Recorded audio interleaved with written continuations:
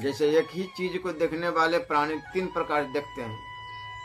योगी उसे अति निंदित शव के रूप में देखते हैं, कामी लोग सुंदर नारी के रूप में देखते हैं, और कुत्ता उसे एक मांस के लुथरे के रूप में देखता है। भेद दृष्टि का है, वस्तु तो एक ही है, जैसी दृष्टि वैसी सृष्टि। यह एक व्यवहारिक और दार्शनिक सिद्धांत है। मनुष्य को चाहिए कि धन, धर्म, अन्न, गुरु की कही हुई बातें और अनेक प्रकार की उपयोगी औषधियां का संग्रह करता रहे। जो मनुष्य ऐसा नहीं करता उसे जीवन में तरह तरह की कठिनाइयों का सामना करना पड़ता है।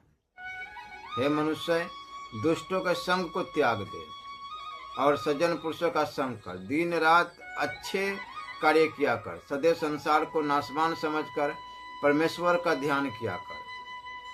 मनुष्य को जीवन में क्या करना चाहिए और क्या नहीं, इसी का सूत्र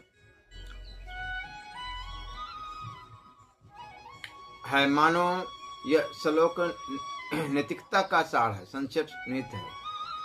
इस अध्याय में सामान्य लोगों के लिए महत्वपूर्ण बातों की ओर ध्यान आकृष्ट किया है। वो कहते हैं कि इस पृथ्वी पर अन्न, जल और नीति युक्त बातें, इन 3 को ही महत्वपूर्ण मानना चाहिए। उनके अनुसार ये 3 चीजें ही मनुष्य के लिए रत्न के समान है। अर्थात मनुष्य का इस संसार में इनके बिना कार्य व्यापार करना कठिन है। धनी से धनी व्यक्ति के लिए और अत्यंत निर्धन के लिए अन्न और जल एक जैसा महत्व रखते हैं। इसके साथ नीति युक्त मधुर वाणी इसलिए आवश्यक है कि इससे मनुष्य का कल्याण होता है।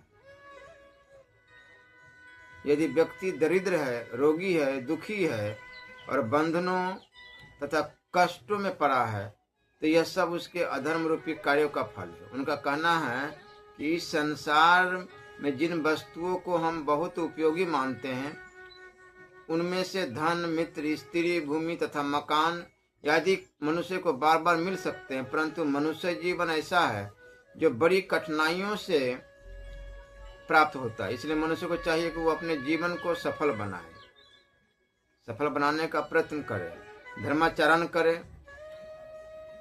न कि हर समय संसार के भोगों में फंसा रहकर अपने जीवन को व्यर्थ गंवा दे।